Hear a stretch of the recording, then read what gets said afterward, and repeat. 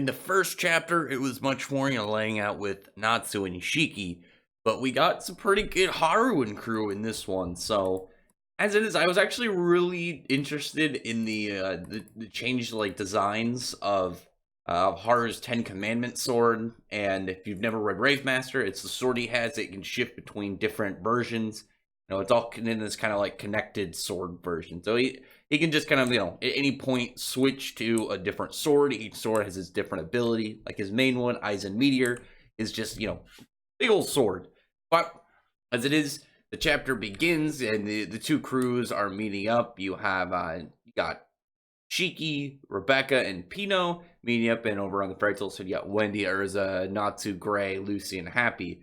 And what's funny is, with Hiroshima, I'm sure he's having fun. And I don't think he knows that there's going to be a lot of people that use this as as a means to try and prove that they're the same, that the character's the same, even though there's loads different. Like even in these last chapters of Eden Zero, and Fairy Tail, we got Shiki being a little bit ruthless and vicious, and Natsu's was being kind-hearted and showing that even enemies after they die, he hopes that they live happily in the afterlife. Well, I don't know, people are gonna just go with this of them saying hey, you look similar to this character, and be like, well, that's enough for me. But they're kind of really appalled that that Happy is similar to Happy Bot, which I do wish they just made Happy Bot a different color. So, I mean, he's literally a robot that turns into guns, so it's not like they're the same character. Even personality-wise, Happy Bot is more like a yes man, whereas the Fairy Tail Happy, he's kind of like a little troll a lot of the time. He likes to mess with people. They talk about oh yeah, Urza looks like Elsie, which yeah, I already know, I already agree that they look similar. I'm pretty sure the whole premise with Urza to Elsie and then Jalal to Justice. Well, Jalal is different because Jalal looks a lot like Sieghart, and Sieghart was kind of like a refurbished design of Hiromishima's main character from his one-shot Magician before Rave Master. And since then, he's always had these characters with, that eye tattoo, and all the way up to Justice, whose ether gear forms around his eye in a similar manner. But with Elsie and Jalal, it's like a switch position, whereas Urza is like this person of justice, and Jalal was this criminal, and now he's been going on a journey of redemption towards himself. You have Elsie, who's pretty much a big space pirate criminal, and Justice, who wants to catch her because he's about, well, as the name suggests, justice. So I get what he's doing there. It's I don't think he knows that people are going to be like, well, this is just him showing that he knows that they're the same character. I'm like, well, no, I mean, they have similar designs, but he clearly did that on purpose. But their personalities and whatnot are way different. And then they're talking about that Carla was a little annoyed that they said that she was pretty much not happy. Which, I mean, they're the same race of cats of the Exceed, but they don't even look similar. I mean, she's like a white cat and a chick, and she's a little bit leaner than Happy too. And they're just all having fun, just enjoying themselves. I like that Wendy thought that Pina was a rabbit. They're a little bit kind of wondering what she is. They've seen robots, so I'm wondering, oh yeah, she's a machine of sorts. And here's Pino just talking about how, okay, she knows that the Oasis, where where Homura said she was gonna go, is somewhere on the island. There's a town nearby that it's probably there. And then Natsu and Ishiki run off. And again, they're Urza's man, those two are kind of similar. Again, I wish Hiroshima knew, just so he would. He showed a good amount of differences between them and the way that they interacted when they were fighting. Obviously, they both have that shonen main character niceness, but this is not gonna help his case. There's gonna be a lot showing later, more of the differences between them. Even at the end of the chapter, I think there was a pretty good starting moment where you had Julia and Let show up, and two members of the dragon race, and here's Shiki, who's a little bit nervous about it, and Natsu's just dead on serious. He's ready to fight these guys. I mean, lucky there's no bugs in here, or else you'd have Shiki freaking out because of his fear of bugs. And I guess what if I mean what if there was a big transportation bug? There was a giant car bug that both of them would be afraid, I guess. That's this little weakness towards towards motion sickness and that deadly fear of bugs that Shiki has. Then we panel over to Homura, who's saying how she she was training at the Oasis trying to get, because she has like this very low tolerance level to high heat, and so she came here to train, and then she had a heat stroke and passed out. She woke up in this jail cell, and funny enough, like in the two cells next to her, one to the right and one to the left, you have Gochi of the Jigglebutt Gang and Ichiya of Blue Pegasus. The comic relief characters of the respective series for both Rave Master and Fairy Tail. I'm wondering if we're gonna have Moskoy show up, so you have the Eden Zero kind of comic character in there, and so you're gonna have this weird, smelly, handsome guy, this dude with a big ass, and this kind of almost retarded robot. But she doesn't want to deal with it. She knows that they're super goofy. I want to know what Ichiya did to do like get locked up. Obviously, with Gochi, he's a criminal. Like the Jigglebutt Gang, they were a bunch of criminals. They thought they were super bad guys, but they're pretty much just petty thieves in their goofy ass design. Ichiya though is a good guy, so I'm wondering what he probably had like harass somebody where, and then just cause some problems. And then over to Haru.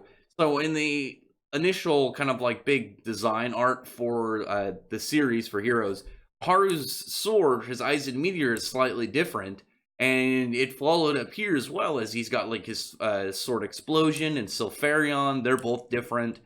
So I'm wondering if it's like an important, like, oh, he just got like a sword upgrade. Maybe he just like he wanted to get them all tinkered with, get some form of design change. Maybe while they were getting worked on, that music was like, oh, I'll make them look a little cooler. Or like if there's an actual reason or like any note behind it, or if it was just Kiramashima's a lot better artist now than when he initially designed it, so he gave them these kind of upgraded designs. I'd like just to hear something about like, oh yeah, I got upgrade to the Ten Commandments sword. Makes me wonder, like, what are we gonna see, like an upgraded Revolt? Because I'm really hoping we see like Haru with Revolt out, Natsu in Dragon Force, and Shiki in his full body Ether Gear form. That by the end of this, there's supposed to be, I guess, 10 chapters, so still another 8. I'm wondering if there's gonna be like an established like villain for it, or if it's just gonna be the groups fighting, and then eventually they come together or something. I'd like some form of aligned like grouped bad guy, because there's gonna be some kind of like there's gonna be something like that in here. I'm hoping so, but as it is, we just have the enemy stylings right now, where the Rave Master team seems to feel like the bad guys, and well, I wouldn't say bad guys, more of the antagonist party.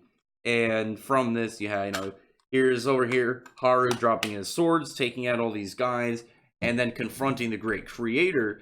But it turns out all these guys that he was fighting are actually imaginary. Also, we got Musica, and Musica's his silver claiming, he's already got Silver Ray, so it's got to be long after the whole arc with Doryu. So I'm guessing, I'd like Haru to have all the swords, but he's got to at least have up to Million Suns if here's over here with Musica with Silver Ray. And then, they're all kind of like just fighting all these guys. Again, like he revealed that those dudes were all an illusion. And then Shinra, the monk guy that works for the Great Creator, he's like freaking out because he knows that these guys are coming. And there was a really interesting statement, because the Great Creator is like, he's like, is this destiny? Maybe it's time to awaken from the dream. So I'm wondering what that whole, like, what he means by the dream. What is he just saying, like, to abandon the temple, like give up Oasis or something? Because it is revealed that when I was talking about the Darkbring, and here's the Great Creator saying, yeah, it's a Darkbring that gives me this power. But when Haru explains, and obviously we know that people use Darkbring are slowly kind of like corrupted. Here's this dude who just seems to be fine. He seems really happy. So there's going to be more to him than just like, oh yeah, I have a Darkbring that gives me a power. I'm wondering if that whole like awaken from the dream statement is really going to affect that. Like if there's going to be some greater power than what's already been kind of hinted at with, because he's the whole thing is he's got like this temple like religious group of focusing on the imagination. I would like to know. We got another 8 chapters to find out the full layout of the story. And then you're right near the end. You have Shiki and Haru showing up in the town, and they end up running into Let and Julia. I actually was surprised he put Java in front of Let's name, because that was a nice, like, little. I mean, it was a really out of crazy nowhere plot turn near the end when it was revealed who Let was. But now they're gonna fight Natsu and Shiki. I gotta say, they're gonna get their asses kicked. I mean, like, assuming, because I think it's easy to assume Natsu, Shiki, and Haru are all gonna be equal to each other in this series. And Led is strong, Julie is strong, but Haru is stronger than both of them, and they're both fighting 2 people each that should be as strong as Haru. And so they should automatically be above them. I assume, like, any of them that they're placed, if they're below the main character, then either of the other, main characters from the other series are going to defeat them. Especially with Julia and Let both have fire breath, because their dragon techniques, it's much more like each have different techniques centered around different dragons. They each get like one. They got like a fire breath. They got like a earth dragon stomp. They got a couple moves, but they dropped that fire breath, and Natsu's just gonna eat it, and they're gonna only make their case worse. And that was one of their go-to moves. So like that was one of the, I think, like, probably like second tier primary outside of just straight like martial arts. And even like Julia's like super like end game, like pretty much what she does, like when she's really raring to end it, if she does like against that one of that demon lord near the end of Rave Master, if she's gonna try and breathe fire down somebody's throat. I mean, that's gonna do horrible for her against Natsu. But as it is, we gotta wait another week. We gotta wait another week for the chapters. It was, again, second super solid week of Kirishima, like, content madness in a row. I don't remember the last time he put out a bad chapter, but he's keeping things crazy in this one. And we got like a really good character moment for both Natsu and almost said Haru and Shiki in their respective series this week. And then turning over, we got some more spotlight on Haru than the other two in this chapter. He's got all rounded up, like good quality for all of his main characters and all. But like I said, I'm really curious to know about that dream comment. I want to know if maybe like this is all an illusion, like maybe this is some weird like power he's doing to connect the points of all 3 series, and instead of it being like, oh yeah, this is an Elseworld where all the series are connected, it's like, oh no, he's got this power that's connecting the universes together. Just some like weird spatial point where there's just one area that exists in all 3 of their universes at the same time. I don't know.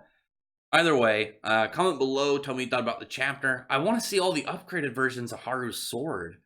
Like, Explosion looked different, but it wasn't so different that it was like had as much of my interest. But Sulfurion had like a really cool new design, so I want to see like Rune Save, Blue Crimson, Melforce, Gravity Core, Million Suns, Sacrifar, and then Revolt. Revolt though obviously is like his super sword, so I mean that one. I think his design on that one was already pretty good. I mean, he can upgrade if he wants. I mean, but I'm a little bit beside, because it's like, well, I like the design already, but upgrade. So I'm a little bit beside myself on that. Trying to figure out which one of those options I want. I guess I'm really fine either way, to be perfectly honest. Anyway, comment below, thumbs up the video, friend the like button and subscribe button, and check out my other videos. From that, I appreciate everyone who's already subscribed, and I hope for listening. Bye.